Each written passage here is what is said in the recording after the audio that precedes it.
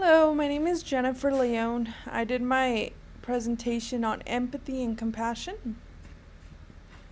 So, what is empathy? Empathy is the ability to be able to understand and share feelings of another individual. It is not necessary to share the same experiences or circumstances as other people. On the other hand, it is an attempt to better understand the other person by understanding their point of view. So, there are three types of empathy. The first one is cognitive empathy, the second one is emotional empathy, and the last one is compassionate empathy. So, cognitive empathy is the ability to understand how another person is feeling or maybe thinking. Cognitive empathy makes us become a better communicator. This is because it helps us relate and pass on information in a manner that best reaches the other individual. So, I used an example, and my example is a friend losing a close family member.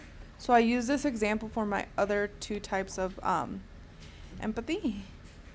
So I did this because I didn't want to use another example because I feel like just using the same example is better rather than just switching it up. So try to imagine what an individual is going through. Did they lose a close family member or friend? How close were they to this person? Moreover, feelings of pain and loss. How is their life going to change? Emotional empathy. It is also known and recognized as affective empathy. It allows us to share the feeling of another person. It is typically described as your pain in my heart. Emotional empathy helps create emotional connections with other people. So being able to understand that friend's feelings, but also being able to share them in a way. In this situation, being able to try and connect with something that has occurred in your life, to be able to know the feeling of emotional pain and deep sorrow. In this case, it will be remembering how it felt to lose that person, and if you haven't experienced it, then just imagine how it would feel if you have not experienced it in your life. Compassionate empathy. It is recognized as empathic concern. It is going beyond understanding others and sharing their feelings. It makes us take the next step and be able to help with anything that we can assist. So to take action, you may want to cook for your friend, that way they don't have to worry about cooking. Not only that, but you can also offer to clean their house, and most of all, go to their house to make them company. Ways to build cognitive empathy. So before engaging with someone else, try to reflect what you know about that person and be eager to learn more. Facial expressions can always be misread by smile because it can be expressed as joy. But in reality, a smile can also be a sign of sadness. So always try to look after that because you really never know what someone is going through. Also, try not to be so quick and judge because a person's instincts can be wrong. Ways to build emotional empathy. The goal is to be willing to share the feelings of another person, which leads to stronger and deeper connections. When a person is going into detail about their life and what they are struggling with, then you must listen very carefully to them. Do not judge the person or the situation. This means to not interrupt and share any personal experience. However, focus on understanding the how and the why. The how meaning, how is that person feeling? Why? Why are they feeling that way? Always try to look into the how and the why. Those are very important. After knowing how the person feels, then one must find a way to relate their situation. It is good to ask the question, when have I felt something similar to what the person is describing to me right now? What counts is the feelings of failure that a person wants to indicate and not the event. Once the connection is found with the other person's feelings and have a better understanding of what they are going through, then it is time to show compassionate empathy. So ways to build compassionate empathy. A person can start by asking the individual on what they can do in order to help them. If they do not want help or if they don't want to share, then one can ask themselves what helped them when they were in a similar situation, or what would have helped them if one was in that situation. It is okay to share an experience or to even offer suggestions, but it is important to keep in mind to not act like you have seen it all and have all the answers. Try to relate to something that has helped you in the past. Keep in mind that not everything that has worked for you is going to work for that person that is needing help. What is compassion? So compassion is to be able to understand the suffering of others and willing to take action to help. It is involving the feeling of another person's pain and wanting to take the next steps to help them with their suffering. There are two main types of compassion. So the first one is compassion for others. So that means caring for the other person, watching over them, and making sure they're okay. The second one is self-compassion. So self-compassion is being proactive by relieving your own suffering. It is normally putting yourself first and being kind as well as gentle on yourself.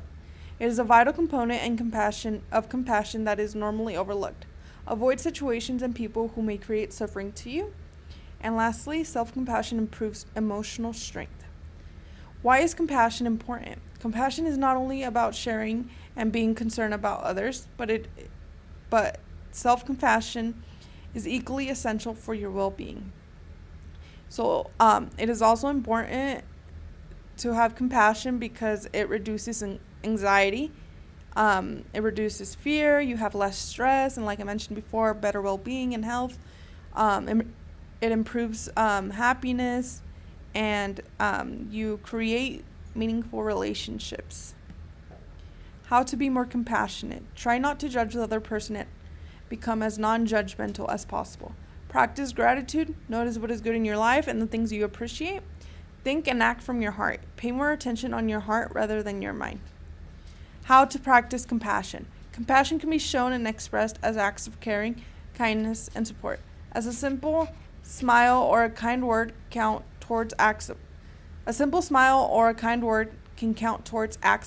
compassion.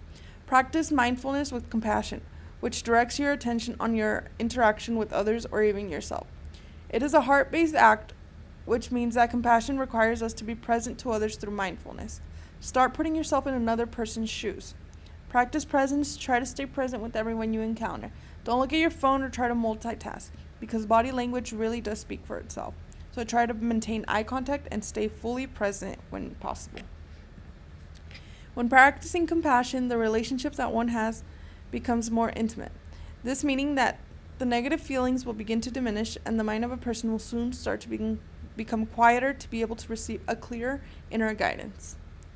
So what is the difference between empathy and compassion? Empathy and compassion are two completely different terms, but they do relate in a way. Empathy is impulsive, whereas compassion is deliberate. Empathy is a tendency to join in others' sufferings, mainly to those people who are close to us. Compassion is a joining in others' suffering. It is a perspective that any person suffering is a common humanity. This indicates that no matter the age, sexual orientation, person's cultural background, in that moment you relate to the other person. So you have to put everything aside at that moment and look at the person for who they are and what they're thinking at that moment. How is empathy and compassion similar? Overall, empathy and compassion share a connection. That connection is that compassion is an emotional response to empathy or sympathy, which creates a desire to help. So I do have a video that I'm going to show you all. Let me get to it. I hope it plays. It wasn't playing that a little bit ago. So here it is.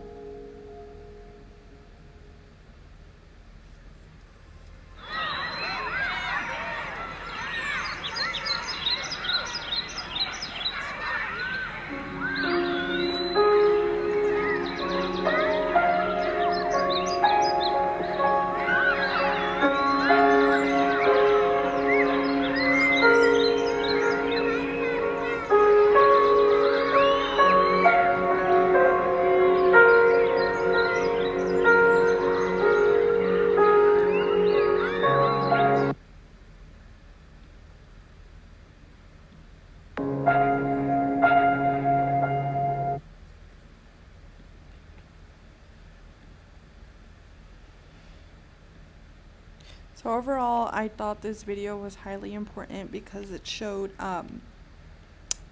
the person there where he was putting himself in the other guy's shoes, and he was reflecting back on his life and realized what he has gone through. So he put himself in his shoes and try to see, like, okay, maybe this guy has gone through this situation too. So he applied positive psychology into his life and decided to help him out and show him compassion and empathy. And these are my references. So thank you guys for listening.